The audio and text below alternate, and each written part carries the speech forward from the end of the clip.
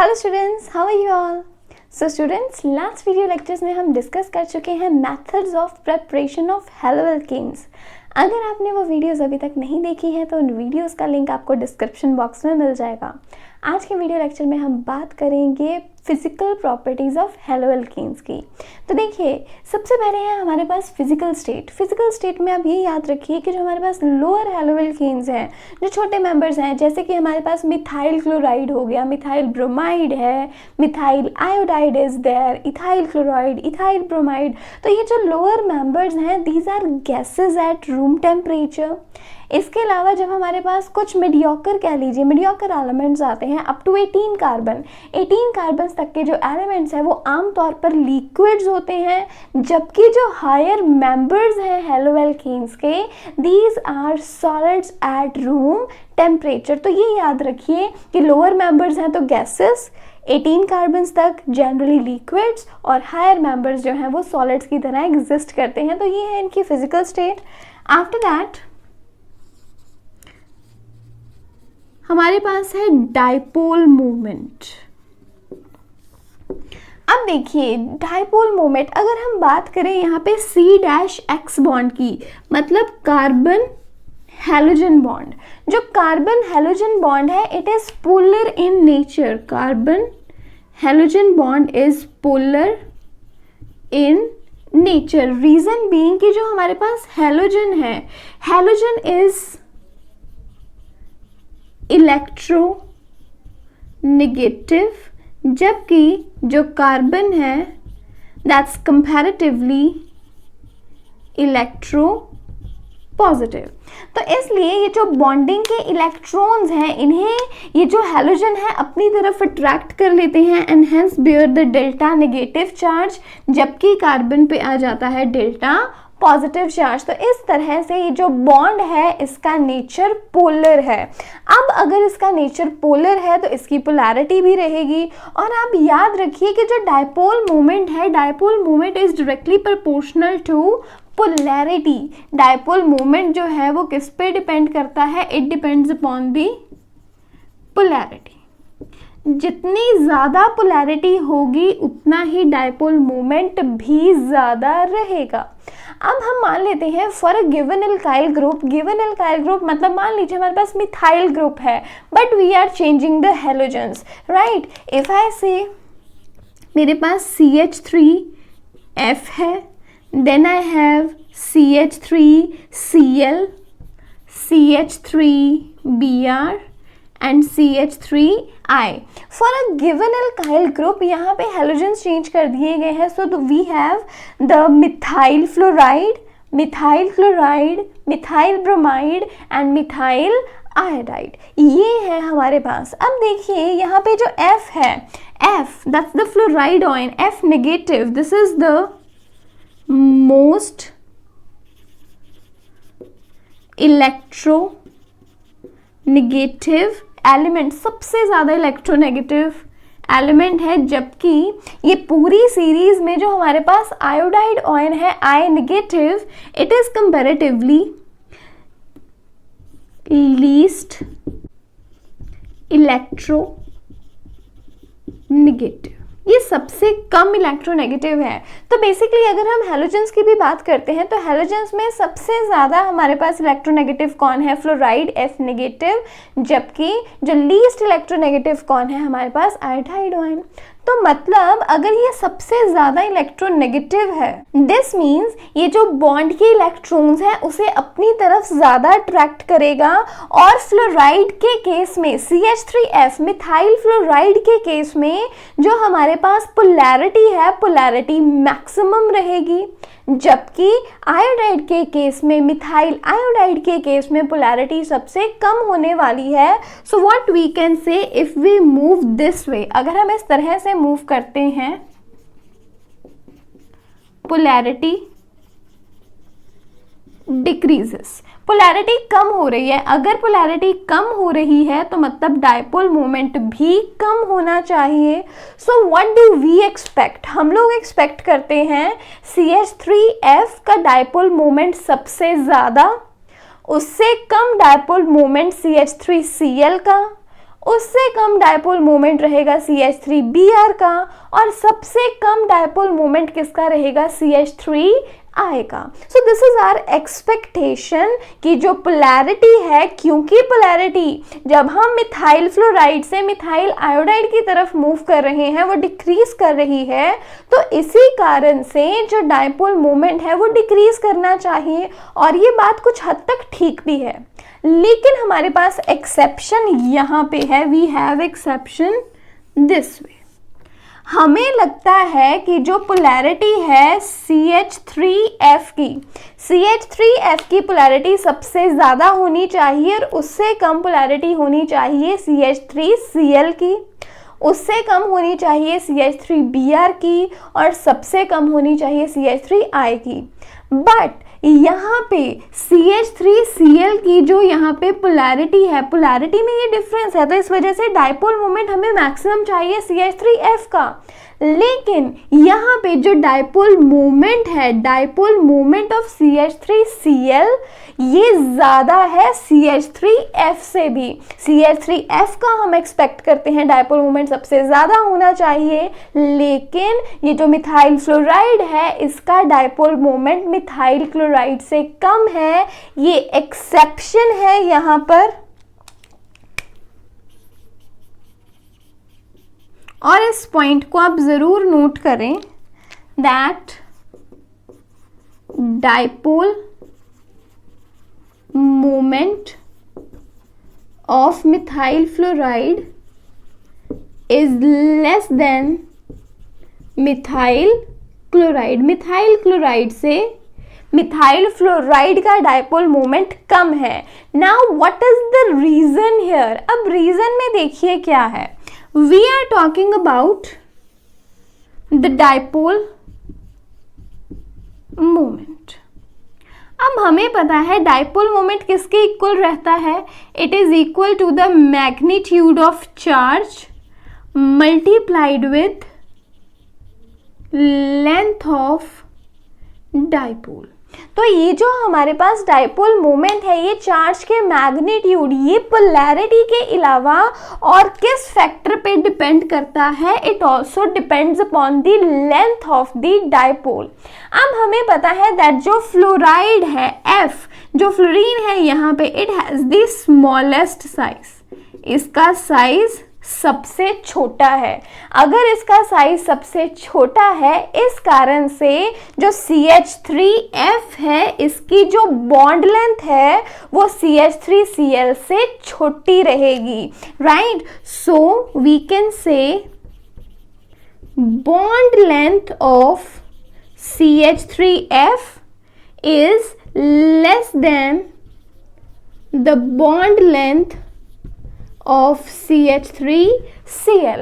अब क्योंकि CH3F की बॉन्ड लेंथ कम है, मतलब जो लेंथ ऑफ डायपोल है, लेंथ ऑफ डायपोल कम है, तो डायपोल मोमेंट भी डेफिनेटली कम होगा। जबकि जो CH3Cl है उसकी बॉन्ड लेंथ ज़्यादा है, डायपोल की लेंथ ज़्यादा है, तो इसलिए उसका डायपोल मोमेंट भी ज़्यादा है। तो जनरल ट्रेंड जो है on the basis of polarity यही है कि अगर हम CH3F से CH3I की तरफ मूव करेंगे तो पोलैरिटी डिक्रीज करनी चाहिए, राइट? क्योंकि पोलैरिटी डिक्रीज कर रही है, इस वजह से डायपोल मोमेंट भी डिक्रीज करेगा, क्योंकि ये बहुत ही कम इलेक्ट्रोनेगेटिव है। लेकिन यहाँ पे CH3F और CH3Cl के केस में जो बॉन्ड लेंथ है इसका भी बहुत ही इम्पॉर्टेंट रोल रहता है। रोल ये है कि जो फ्लोरीन है उसका साइज बहुत ज़्यादा छोटा है और क्लोरीन साइज में कंपैरेटिवली बिगर है, तो एकदम से साइज बढ़ गया और इसकी पोलैरिटी भी अच्छी खासी है CH3Cl की। तो इस वजह से जो CH3Cl है इसका डायपोल मोमेंट मैक्सिमम है, इसका डायपोल मोमेंट मिथाइल फ्लोराइड से भी ज़्यादा है। सो ये पॉइंट्स है यहाँ पे। बहुत ही अच्छा यहाँ से क्वेश्चन बनता है दैट व्हाई पोलैरिटी और why the dipole moment of CH3F that's methyl fluoride is less than that of methyl chloride. तो ये है यहाँ पे बहुत ही इंपॉर्टेंट पॉइंट्स, इन्हें नोट कर लें। Now we shall discuss our next physical property, and that's boiling point. अब देखिए जो भी ऑर्गेनिक कंपाउंड है, ऑर्गेनिक कंपाउंड का यहाँ पे जो बॉइलिंग पॉइंट है एक तो डिपेंड करता है, depends upon van der Waals forces of attraction, van der Waals forces of attraction। मतलब जितनी ज़्यादा फोर्सेस ऑफ अट्रैक्शन रहेंगी, van der Waals forces of attraction और लंडन फोर्सेस ऑफ अट्रैक्शन, जितनी ज़्यादा ये फोर्सेस ऑफ अट्रैक्शन रहेंगी, बॉइलिंग पॉइंट भी उतना ही ज़्यादा रहने वाला है। अब यहाँ पे हम कंसिडर करते हैं cases that for a given alkyl group CH3F हमारे पास डिफरेंट हैलोजेंस जो हैं वो अटैच्ड है। We have CH3F, CH3Cl, CH3Br and CH3I। जब हम मिथाइल फ्लोराइड से मिथाइल आयोडाइड की तरफ मूव करते हैं, द साइज इंक्रीजेस, जो साइज है वो बढ़ता रहता है, क्योंकि साइज बढ़ रहा है। साइज बढ़ने की वजह से जो यहाँ पे van der Waals forces of attraction है वो भी बढ़ेंगी, और क्योंकि साइज इंक्रीज हो रहा है इस वजह से जो बॉइलिंग पॉइंट है, बॉइलिंग पॉइंट भी इंक्रीज होगा, क्योंकि साइज बढ़ने से van der Waals forces of attraction बढ़ जाती हैं, राइट। अब इसी तरह से मान लीजिए कि हमारे पास जो हैलोजन है, हैलोजन सेम है, लेकिन अगर मान लीजिए हमारे पास कार्बन चेन बढ़ती रहे, जैसे कि हमारे पास हो CH3Cl, C2H5Cl, C3H7Cl, C4H9Cl। तो देखिए यहाँ पे हमारे पास क्या है, we have the same halogen, halogen same है, लेकिन इस टाइम पे जो हमारे पास नंबर ऑफ कार्बन है, जो कार्बन चेन है, कार्बन चेन बड़ी होती जा रही है। क्योंकि कार्बन चेन बढ़ती जा रही है, साइज अगेन बढ़ता जा रहा है, साइज बढ़ रहा है, because number of carbon atoms बढ़ रहे हैं। साइज बढ़ रहा है क्योंकि नंबर ऑफ कार्बन एटम्स बढ़ रहे हैं, और इसी वजह से जो बॉइलिंग पॉइंट है वो भी बढ़ेगा। तो ये चीज़ हो गई। इसके अलावा मान लीजिए कि अगर हमारे पास कोई आइसोमेरिक यहाँ पे चेन हो, आइसोमेरिक मतलब कि अगर ब्रांचिंग होनी शुरू हो जाए, like if I have this case, here I am having 4 carbon atoms are there, और ये बिल्कुल स्ट्रेट चेन में है, ये हमारे पास बिल्कुल नॉर्मल चेन है। अब मान लीजिए हमारे पास 3 कार्बन्स इस तरह से, और यहाँ पे Cl लगा हुआ है, एक कार्बन यहाँ पर है, तो यहाँ पे क्या हो जाती है, here we are having the branching हो गई। क्योंकि ब्रांचिंग हो गई इसलिए सरफेस एरिया कम हो गया। सरफेस एरिया कम होने से क्या होगा, जो यहाँ पे हमारे पास बॉइलिंग पॉइंट है, बॉइलिंग पॉइंट डिक्रीज हो जाएगा, राइट। अब इसी तरह से इसकी इस तरह से ब्रांचिंग हो जाए, अगर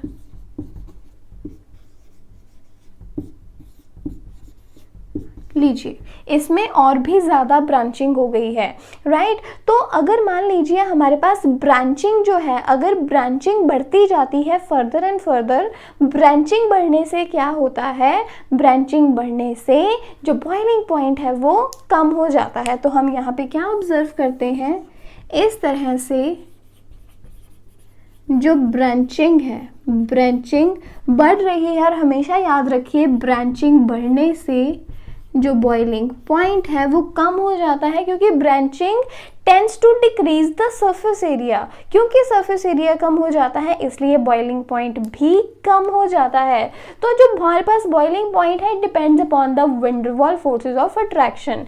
इसके अलावा जो बॉइलिंग पॉइंट है, boiling point also depends upon dipole attractions, dipole dipole attraction पे भी ये डिपेंड करता है। अब हमें पता है दैट जो हमारे पास हेलोएल्केन है, हेलोएल्केन में C-X बॉन्ड है जो कि पोलर है, पोलर बॉन्ड है यहाँ पे। तो इस कारण से जो हमारे पास हेलोएल्केन्स हैं, हेलोएल्केन्स का जो बॉइलिंग पॉइंट है, बॉइलिंग पॉइंट ज़्यादा रहता है as compared to normal alkenes.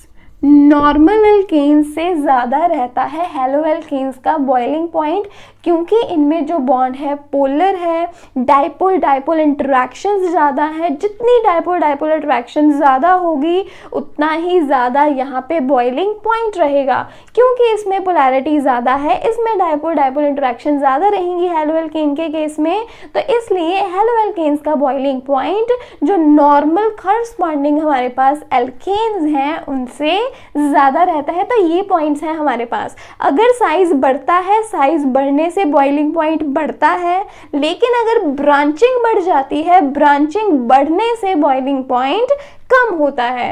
After that boiling point dipole dipole interaction पे भी डिपेंड करता है, क्योंकि जो हेलोएल्केन्स हैं वो पोलर है नेचर में, इस कारण से उनमें डाइपोल डाइपोल अट्रैक्शंस ज़्यादा है। और यही रीज़न बनता है that why haloalkanes have higher boiling point than corresponding alkanes. तो यहाँ से बहुत ही अच्छे रीजनिंग के क्वेश्चंस बन सकते हैं। You could be given with a number of examples, आपको एग्जाम्पल्स दी हो सकती हैं कुछ यहाँ पे सैम्पल्स की, और कहा जा सकता है कि आप इनका increasing order of boiling point लिखिए, decreasing order of boiling point लिखिए, वो अकॉर्डिंगली आप फिर मेंशन कर सकते हैं।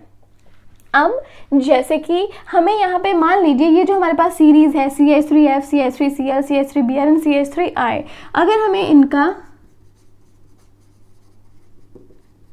इंक्रीजिंग ऑर्डर लिखना हो, increasing order of boiling point, तो सबसे कम बॉइलिंग पॉइंट किसका रहेगा? CH3F का, उससे ज़्यादा CH3Cl।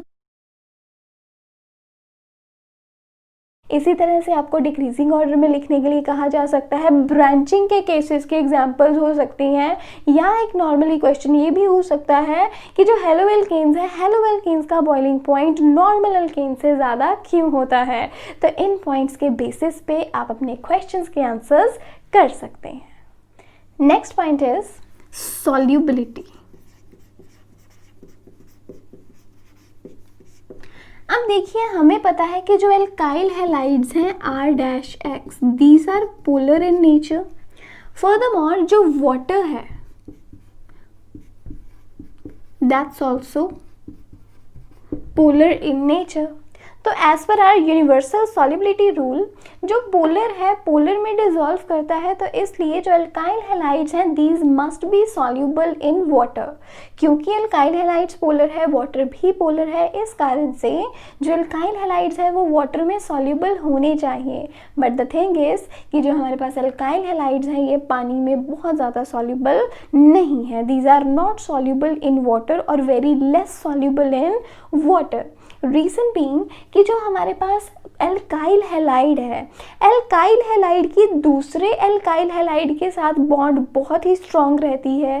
फर्दरमोर जो हमारे पास एक वाटर मॉलिक्यूल है दूसरे वाटर मॉलिक्यूल के साथ बहुत ही स्ट्रॉन्गली अटैच रहता है via hydrogen bond. So I am saying कि मेरे पास जो एक एल्काइल हैलाइड मॉलिक्यूल है, एक एल्काइल हैलाइड दूसरे एल्काइल हैलाइड के साथ बहुत ही स्ट्रॉन्गली अटैच्ड है, बहुत ही स्ट्रॉन्ग बॉन्ड है, इनमें dipole dipole attractions are there.